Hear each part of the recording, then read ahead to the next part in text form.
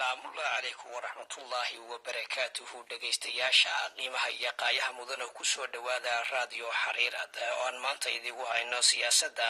iyo khalkhalka ka taagan gobolada Awdal iyo Salal maxaad kala socotaa iska qabsiga dabada dheeraaday ee ka taagan gobolada Awdal iyo Salal taasi oo musharaxiintu ay dabada is haystaan si kastaba ha ahaatee waxaa wararka maalmahan la isla dhexmarayay ayaa sheegaya in gudoomiyaha degmada Xariirad Cabdilaahi Xasan Warsame uu sharaxan yahay golaha deegaanka ee Saylac. alxamdulillaah rabbil caalamiin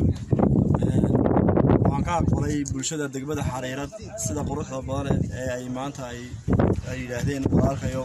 wax noo qabo ay walaalaha degmada Xariirad ay ugu sharfeen ay yiraahdeen maanta magaaladaas maamulkayga maanta noo qaba yiraahdeen waan ka aqbalay waan ka gudoomay dhamaan bulshooyinka degmada Xariirad waxay yagmadeen maamulka ay yagmadeen waan ka aqbalay anigana waxaan ilaahay ka rajeynayaa inuu waxa ay u yagmadeen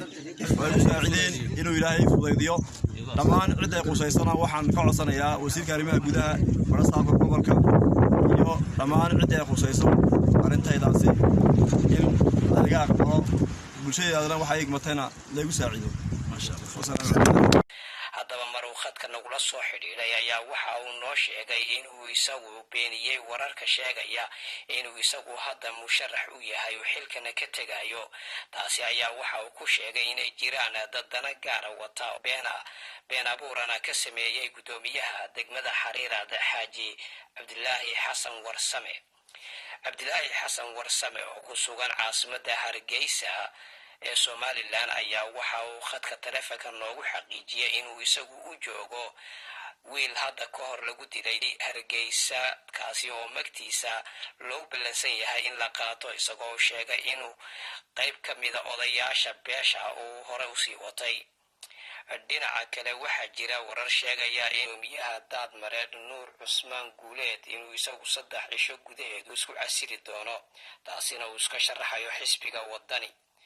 si kastaba ha ahaatee khalkhalka siyaasadeed ee ka taagan gobolka Awdal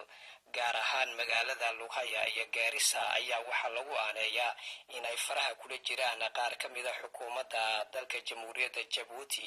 oo ugu horeeya Maxamed Jaamac iyaga oo raba inay musharaxiinta halka ka soo baxayo ay mijaha ka hoos qaadaan. haddaba tan iyo intii musharaxiintu ay soo baxeen ayaa jira khalkhal siyaasadeed oo weyn oo dhinac kastaba ka taagan